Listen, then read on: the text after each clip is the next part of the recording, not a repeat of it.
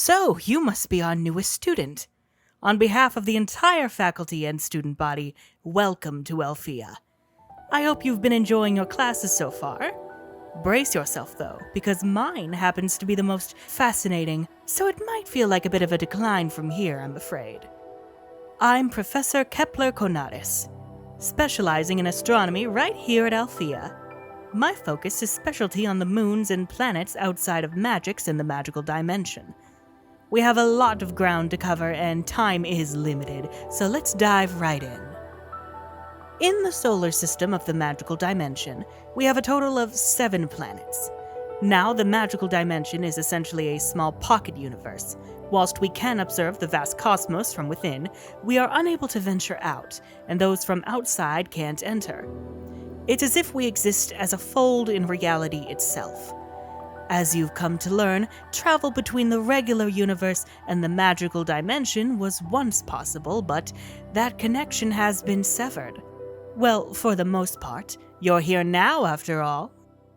Now, let's talk about the planets.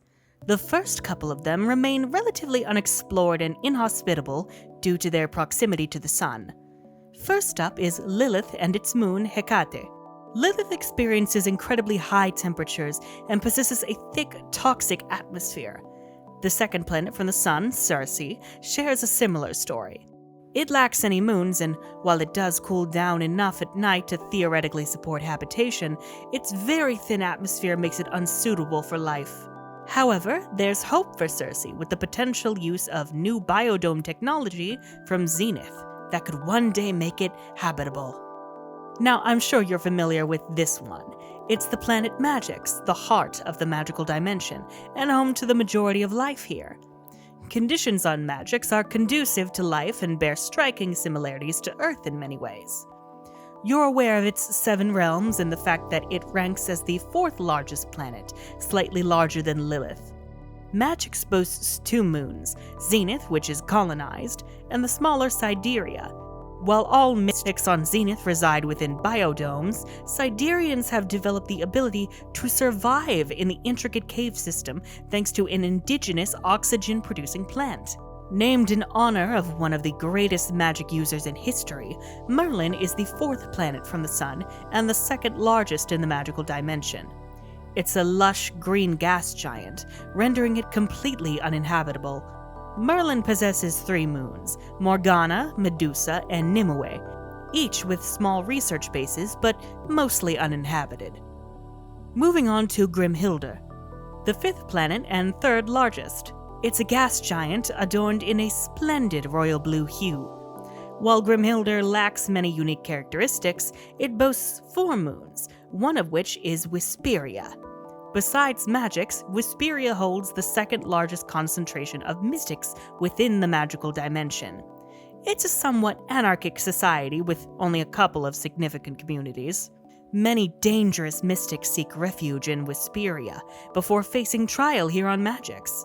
The moon also has a rich history and is home to exceptionally talented and powerful mystics. Wisperia is the 4th moon, while the first 3 moons of Grimhildr are named after 3 of the most influential witches of all time, the ancestral witches who paved the way for all witches and wizards today.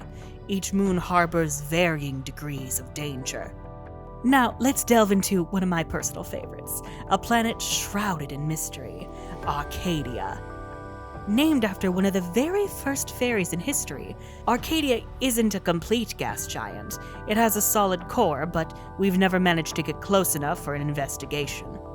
The reason lies in Arcadia's moon, Lumen. Although one of the most captivating and beautiful of all planets and moons in the cosmos, spectral beings inhabit Lumen and aggressively repel any ships approaching Arcadia. Whatever secrets they guard, we've yet to uncover. Perhaps one day we'll unlock the mystery, or perhaps it's wiser to let it be. Lastly, we have Omega, the smallest planet and the 7th from the Sun. I must warn you, it is not for the faint-hearted.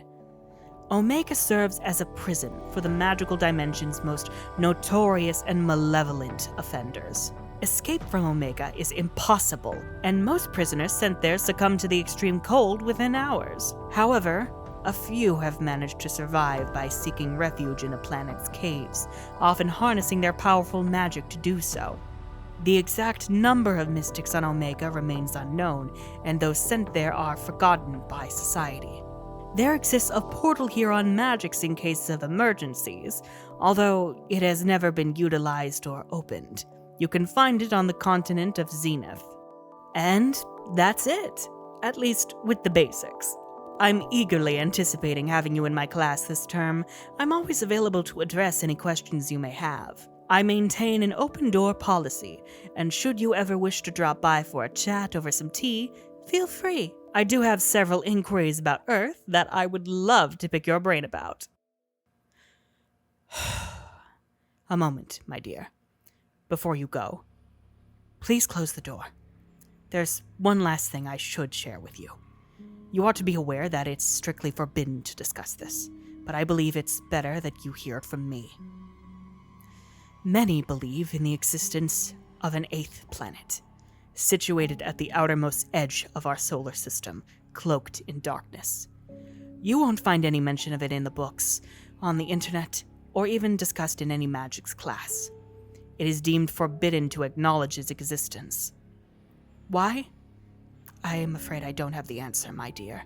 It's possible that the Magix Council considers it to be nothing more than an anti-truth piece of folklore. Personally, I firmly believe that there is an 8th planet out there, and many others share this belief, passed down through generations from their parents and grandparents. It's crucial that you understand never to speak of it. If someone mentions it to you, either ignore it or come directly to me. Do you understand? Good. Now you should be on your way, my dear. I'm genuinely looking forward to having you here with us at Alfea.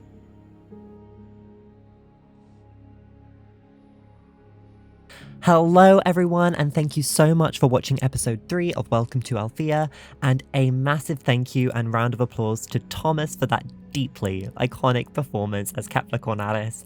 Thank you so much for giving your time and your support to this project, Thomas. It means the absolute world. If you haven't already, you should check out his YouTube channel at UnicornOfWar for more Winx content, and also his fantasy book, Decenaribus from the Ashes.